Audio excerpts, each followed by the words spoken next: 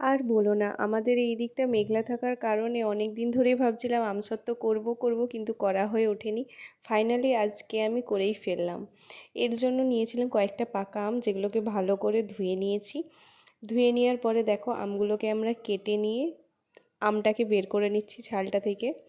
এইভাবে আমি সব আমগুলোকে একই রকমভাবে বের করে নিয়েছি। তোমাদের দিকে এখন কেমন ওয়েদার কমেন্ট করে জানিও তো। তো চলো, তারপরে কি করেছি, তারপর আমগুলোতে আমি একবারে সামান্য একটু জল দিয়েছি, তোমরা চাইলে নাও দিতে পারো। এরপর পরিমাণ মতো নুন দিয়েছি আর 2 চামচ চিনি দিয়েছি। চিনিও না দিলেও হয়, বাট একটু মিষ্টি মিষ্টি যাতে হয় সেই কারণে আমি এখানে চিনির ইউজ করেছি। তো এরপরে আমের জুস বের করে নিয়ে তারপরে নিয়েছিলাম একটা থালাতে একটু সরষের তেল ভালো করে মাখিয়ে একটা ছাঁকনিতে ভালো করে ওই জুসটাকে দিয়ে চারিদিকে দিলেই তারপরে রোদে শুকোলেই রেডি। তো দেখো তারপরে এই রকমভাবে উঠেছিল। তো চলো টাটা, দেখা হচ্ছে নেক্সট ভিডিওতে। Bye bye.